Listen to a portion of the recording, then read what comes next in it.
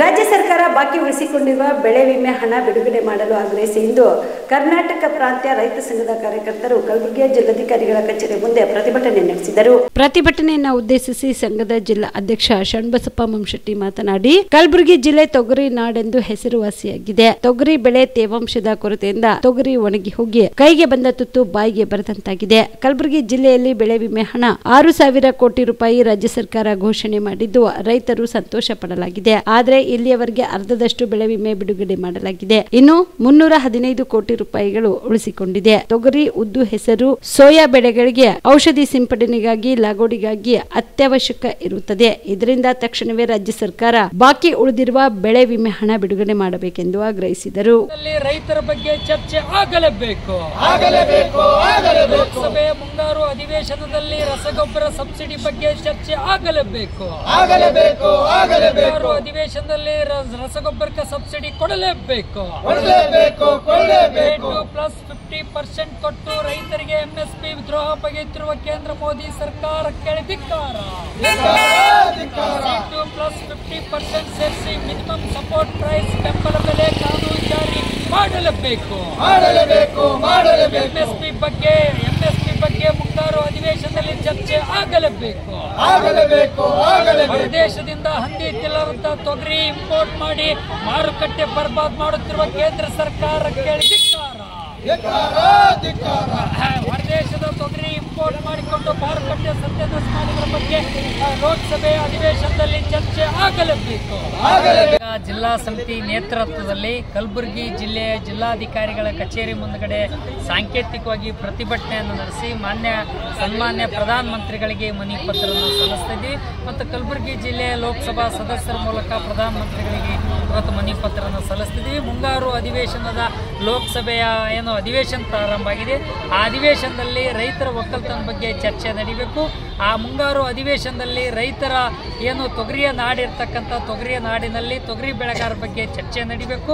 ಹೊರದೇಶದಿಂದ Mozambique, Kenya, Burma ದೇಶಗಳಿಂದ, Tanzania, Malwa ದೇಶಗಳಿಂದ ಇವತ್ತು ಹಂದಿ ತಿಲ್ಲರಂತ ತೊಗರಿ ಏಪ್ರಿಲ್ ಮೇ 2 ತಿಂಗಳಲ್ಲಿ ಇವತ್ತು 2 ಲಕ್ಷ ಮೆಟ್ರಿಕ್ ಟನ್ ಅನ್ನು ಇಂಪೋರ್ಟ್ ಮಾಡಿಕೊಂಡಿದ್ದಾರೆ. ಮಾರುಕಟ್ಟೆಯನ್ನು ಸತ್ಯಾನಾಶ ಆಗಿದೆ, ಬರ್ಬಾದಾಗೋಗಿದೆ. ಮಾರುಕಟ್ಟೆಯಲ್ಲಿ MSP ಇಲ್ಲ. ಇವತ್ತು ಅದರ ಬಗ್ಗೆ ಚರ್ಚೆ ನಡೀಬೇಕಂತಕ್ಕಂಥ ಮಾತನ್ನು ಒತ್ತಾಯ ಮಾಡ್ತಾ ಇದ್ದೀವಿ. A2 ಪ್ಲಸ್ 50% ಅನ್ನು ಇವತ್ತು MSP ಅನ್ನು ಘೋಷಣೆ ಮಾಡಿ ರೈತರಿಗೆ ದ್ರೋಹ ಬಗೆದಿರ್ತಕ್ಕಂಥ ಕೇಂದ್ರದ ಮೋದಿ ಸರ್ಕಾರ ಡಾಕ್ಟರ್ MS ಸ್ವಾಮಿನಾಥನ್ ಆಯೋಗದ ವರದಿಯ ಶಿಫಾರಸಿನ ಪ್ರಕಾರ C2 ಪ್ಲಸ್ 50% ಸೇರಿಸಿ ಮಿನಿಮಮ್ ಸಪೋರ್ಟ್ ಪ್ರೈಸ್ MSP ಅನ್ನು ಘೋಷಣೆ ಮಾಡಬೇಕು. MSP ಬಗ್ಗೆ ಇವತ್ತು ಮುಂಗಾರು ಅಧಿವೇಶನದಲ್ಲಿ ಚರ್ಚೆ ನಡೀಬೇಕು ಅಂತಕ್ಕಂಥ ಮಾತನ್ನು ಒತ್ತಾಯ ಮಾಡ್ತಿದ್ವಿ. ಅದರ ಜೊತೆಯಲ್ಲಿ ಕರ್ನಾಟಕ ರಾಜ್ಯದ ಸರ್ಕಾರ, ಕೇಂದ್ರ ಸರ್ಕಾರ ಮಧ್ಯಪ್ರವೇಶ ಮಾಡಬೇಕು. ಇವತ್ತು ಗುಲ್ಬರ್ಗ ಜಿಲ್ಲೆಯ ಬೆಳೆ ವಿಮೆ ಹಣ ಇನ್ನೂ ಅರ್ಧ ಬಾಕಿ ಹಣ 315 ಕೋಟಿ ರೂಪಾಯಿ ಬಾಕಿ ಹಣ ಪೆಂಡಿಂಗ್ ಇದೆ. ತಕ್ಷಣವೇ ರೈತರಿಗೆ ಸದಿ ಕಳೆಯೋದಕ್ಕೆ, ಎಣ್ಣೆ ಹೊಡೆಯೋದಕ್ಕೆ ಆ ಲಾಗೋಡಿಗೆ ಅನ್ವಯ ಆಗಬೇಕು ಅಂತಕ್ಕಂಥ ದೃಷ್ಟಿಕೋನದಿಂದ ತಕ್ಷಣವೇ ಉಳಿದಿರ್ತಕ್ಕಂಥ ಬಾಕಿ ಹಣ ಬಿಡುಗಡೆ ಮಾಡಬೇಕು, ವಿಮೆ ಹಣ ಅಂತಕ್ಕಂಥ ಮಾತನ್ನು ಆಗ್ರಹ ಮಾಡ್ತದೆ KPRS. ಅದ್ರ ಜೊತೆಯಲ್ಲಿ ಕಬ್ಬಿನ ಬಾಕಿ ಹಣ ಪೆಂಡಿಂಗ್ ಇಟ್ಟಿದೆ.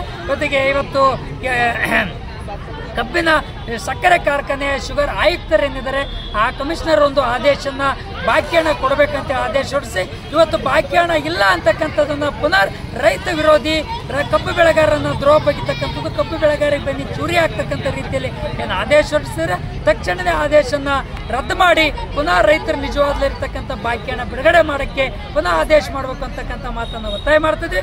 ಇವತ್ತು ರಸಗೊಬ್ಬರದ್ದು ಸಬ್ಸಿಡಿ ಕಡಿತ ಮಾಡಿದೆ ಕೇಂದ್ರ ಸರ್ಕಾರ. ತಕ್ಷಣವೇ ರಸಗೊಬ್ಬರದ ಸಬ್ಸಿಡಿಯನ್ನು ಕೊಡಬೇಕು ಅಂತಕ್ಕಂಥ ಮಾತನ್ನು KPRS ಅನ್ನು ಆಗ್ರಹ ಮಾಡ್ತಾ ಇದೆ. ರೈತ ಬಾಂಧವರೆಲ್ಲ ನಮಸ್ಕಾರ. ನಮ್ಮ ಕಲಬುರಗಿ ಜಿಲ್ಲೆಗೆ ಈಗ ಆಲ್ರೆಡಿ ಮತ್ತೆ ಬೆಳೆ ವಿಮೆ ಮಾಡೋಂಥದ್ದು ಒಂದು ಸದಾವಕಾಶ ಎಲ್ಲ ರೈತ ಬಾಂಧವರಲ್ಲಿ ಕೂಡಿ ಬಂದಿದೆ. ನಮ್ಮ ಕಲಬುರಗಿ ಜಿಲ್ಲೆ ಎಲ್ಲ ರೈತ ಬಾಂಧವರಿಗೆ ನಾನು ರಿಕ್ವೆಸ್ಟ್ ಮಾಡ್ತೀನಿ, ತಾವೆಲ್ಲರೂ ಬೆಳೆ ವಿಮೆ ಮುಂಗಾರು ಹಂಗಾಮಿಂದೇನು ಬೆಳೆ ವಿಮೆ ಅದರಲ್ಲಿ ನೋಂದಣಿ ಮಾಡ್ಕೊಳ್ಳಿ. ಪ್ರಮುಖವಾಗಿ ನಮ್ಮ ಕಲಬುರಗಿ ಜಿಲ್ಲೆಯ ಬೆಳೆ ತೊಗರಿ ಬೆಳೆ.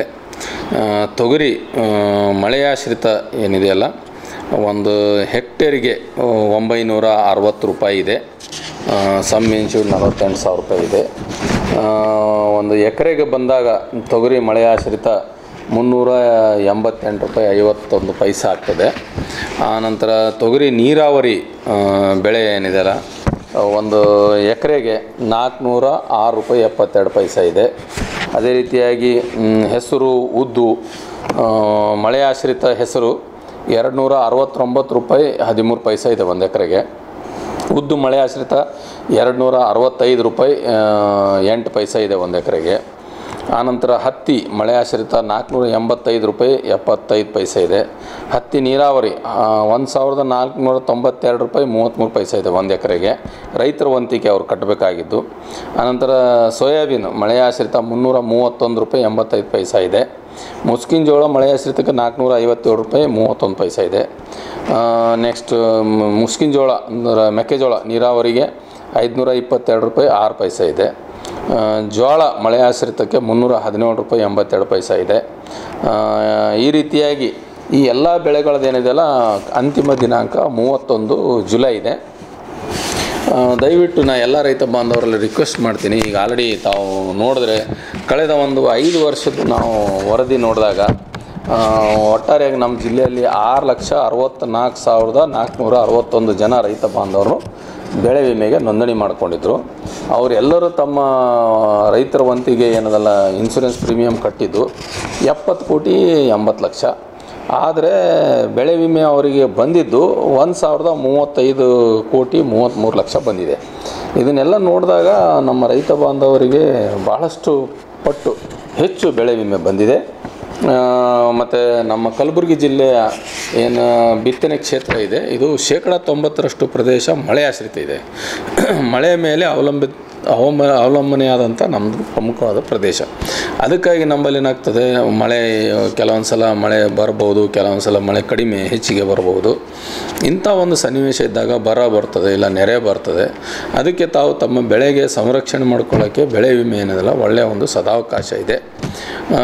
ಮತ್ತು ಸರ್ಕಾರ ಈ ಒಂದು ಬೆಳೆ ವಿಮೆ ಅಂತ ಯೋಜನೆ ಜಾರಿ ಮಾಡಿರೋದ್ರಿಂದ ತಮ್ಮ ಬೆಳೆಗೆ ಬರುವಂಥದ್ದು ಈ ಒಂದು ಸಮಸ್ಯೆಗೆ ತಾವು ಏನದಲ್ಲ ಬೆಳೆ ವಿಮೆ ಮಾಡಿಸಿ ಅದಕ್ಕೆ ಪ್ರೊಟೆಕ್ಟ್ ಮಾಡ್ಕೋಬೇಕು ಅಂತ ನಾನು ತಮ್ಮೆಲ್ಲರಲ್ಲಿ ರಿಕ್ವೆಸ್ಟ್ ಮಾಡ್ತೀನಿ.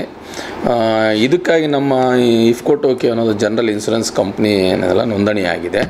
ಅದಕ್ಕೆ ನಾನು ತಮ್ಮೆಲ್ಲರಲ್ಲಿ ರಿಕ್ವೆಸ್ಟ್ ಮಾಡ್ತೀನಿ, ದಯವಿಟ್ಟು ಕಲಬುರಗಿ ಜಿಲ್ಲೆಯ ಎಲ್ಲ ರೈತ ಬಾಂಧವರು ಬೆಳೆ ವಿಮೆಗೆ ಕಡ್ಡಾಯವಾಗಿ 31 ಜುಲೈ ಒಳಗಡೆ ತಮ್ಮ ಸಮೀಪದ ಗ್ರಾಮವನ್ನು ಅಥವಾ ನಮ್ಮ ಏನು ಸಾಮಾನ್ಯ ಸೇವಾ ಕೇಂದ್ರ ಅಂತೀವಿ CHC ಸೆಂಟ್ರು, ಇಲ್ಲಾಂದರೆ ತಮ್ಮ ಸಮೀಪದ ಪೋಸ್ಟ್ ಆಫೀಸು, ಇಲ್ಲ ತಾವು ಯಾವ ಬ್ಯಾಂಕಲ್ಲಿ ಲೋನ್ ತೊಗೊಂಡ್ರೆ ಆ ಬ್ಯಾಂಕು, ಅಥವಾ ನಮ್ಮ ಸೊಸೈಟಿಗಳಿದಾವೆ ಪ್ಯಾಕ್ಸ್ ವ್ಯವಸಾಯ ಸೇವಾ ಸಹಕಾರ ಸಂಘ ಅಥವಾ DCC ಬ್ಯಾಂಕು, ಇಲ್ಲ ಯಾವುದಾದ್ರೂ ಖಾಸಗಿ ಬ್ಯಾಂಕ್ ಎಲ್ಲಾದರೂ ಹೋಗಿ ತಾವು ಇದರ ಒಂದು ಪ್ರೀಮಿಯಮನ್ನು ಪಾವತಿಸಬಹುದು.